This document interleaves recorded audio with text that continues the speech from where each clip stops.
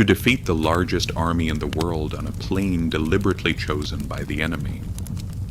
This is either madness or the peak of military genius.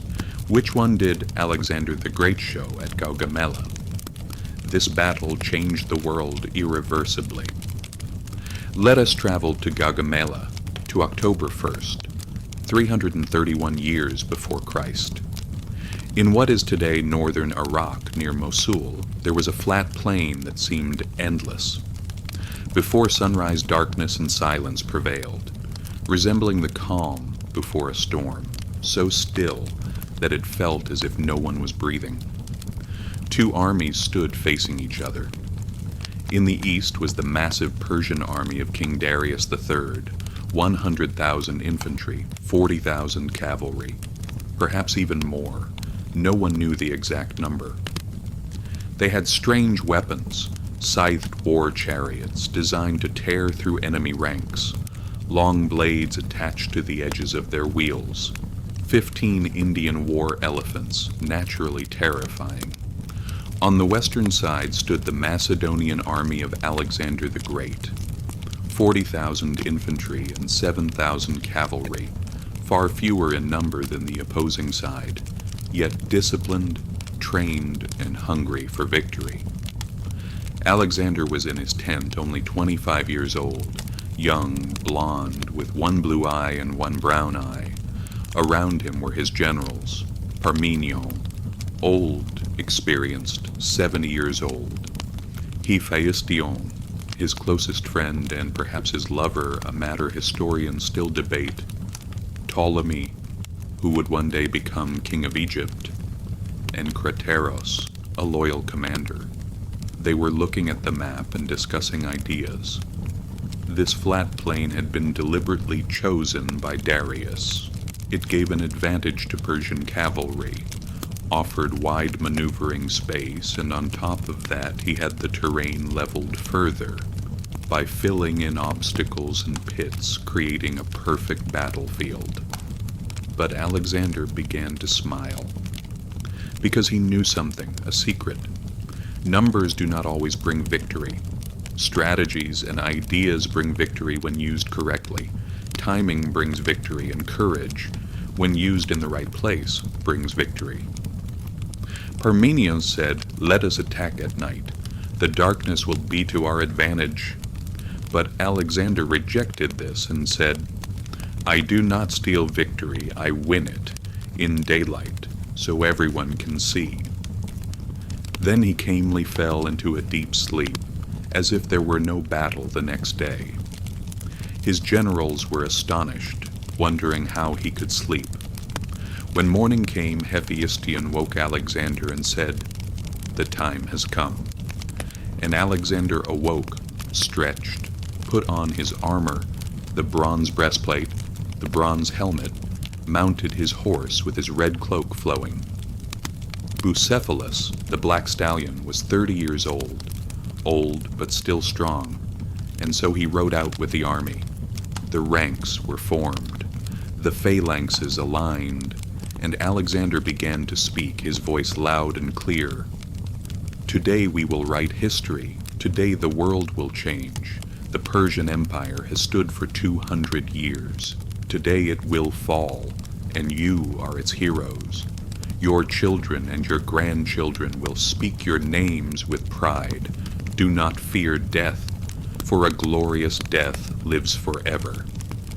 The soldiers shouted, struck their shields with their spears, and the sun rose. At last the two armies saw each other, the distance between them 3 kilometers. Darius stood at the center, on his golden throne atop a high war chariot. Magnificent, yet his hands were trembling. He was afraid, for before him stood Alexander the Great, who had defeated him at Issus and forced him to flee, his family taken captive. And now he was here again, and this time he had to win, or everything would end for him. He gave the order, shouting, "Advance!" And the Persian army began to move, this enormous force resembling a massive wave, slow, heavy, but orderly. Alexander waited calmly and ordered his army to shift right, beginning a diagonal movement. Darius did not understand, questioning what Alexander was doing, why he was moving this way, and the Persian army shifted right as well to balance the line. Alexander ordered them further right, until Darius lost his patience and sent in the scythed chariots. 200 bladed chariots charged toward the Macedonian army. Horses ran, wheels spun, blades flashed, a terrifying sight. The Macedonian infantry opened their ranks, forming a corridor. The chariots passed through, and light infantry attacked the charioteers from behind, rendering the chariots useless.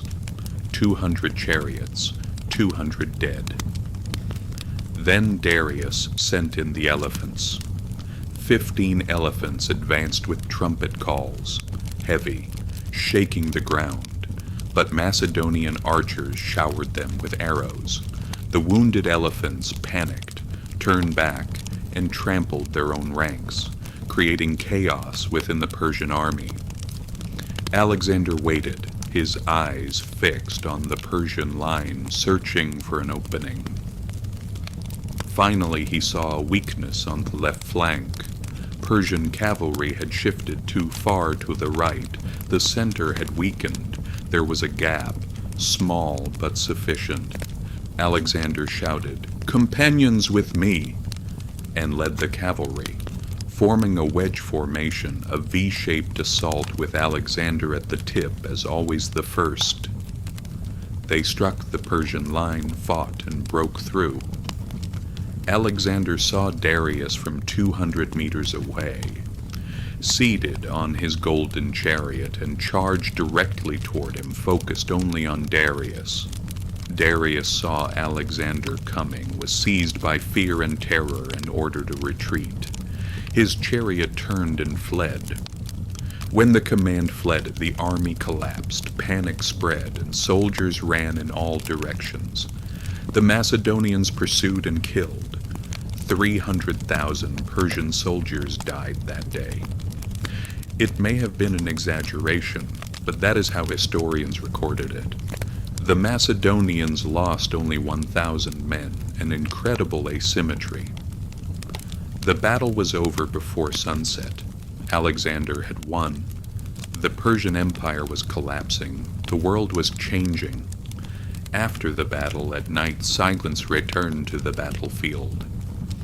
No screams, only groans, the moans of the wounded, countless bodies, thousands, tens of thousands piled atop one another, the ground soaked with blood, sticky beneath foot. Alexander sat in his tent, looking exhausted, a cup of wine in his hand, thinking. Was he celebrating his victory or counting the dead? We do not know. But he gazed toward the battlefield outside. Perhaps he saw himself in the future, in history books, and thought of that moment, perhaps dreaming of being called the Great. But at that moment, that night, he was only a 25-year-old young man, hands bloody, soul weary. And the next day, he marched south. He went to Babylon. The city gates were opened. There was no resistance. Alexander was welcomed as a liberator, freeing everyone from Persian oppression. He became king of Asia. Further south, at Susa, treasures were seized. 50,000 talents of silver, 9,000 talents of gold, worth trillions in today's value. Further south still, he entered Persepolis, the heart and capital of the Persian Empire. In January, 330 years before Christ, he saw the Apadana Palace, massive columns 20 meters high with reliefs of lions and bulls. He entered the throne room, and the throne was empty. Darius had fled east. Alexander sat on the throne, and in that moment he became the master of the world. But then something happened. One night a banquet was held. Wine was drunk, and an Athenian woman named Thais, beautiful, intelligent, and drunk as everyone was, stood up holding a torch and shouted, "The Persians burned Athens 150 years ago. They burned the Acropolis, destroyed our temples. Now it is time for revenge. Persepolis must burn." And she threw the torch. The fire spread quickly through curtains, cedar wood, oil-soaked fabrics, everything flammable. And Alexander stopped and watched. He could have stopped it, given the order, and it would have been extinguished. But he did not. He watched, and the palace burned all night, and by morning only ashes remained, blackened stone columns standing. The heart of a 2,000-year-old empire was completely destroyed, in one night, in drunkenness, in revenge. Did Alexander regret it the next day? Historians say he did, but it was far too late. Persepolis was ashes, and the message was clear. The old order was over. A new order was coming. The Hellenistic age, Greek culture spreading into Asia, cities being founded, Alexandria. After Alexandria, 70 cities bearing Alexander's name. Greek spoken as far as India, science advancing, philosophy, art. But there was a price. 300,000 dead at Gaugamela, thousands at Persepolis, and millions more in later campaigns. May the winds of Gaugamela carry you. May Alexander's dream be with you. And may you sleep peacefully forever.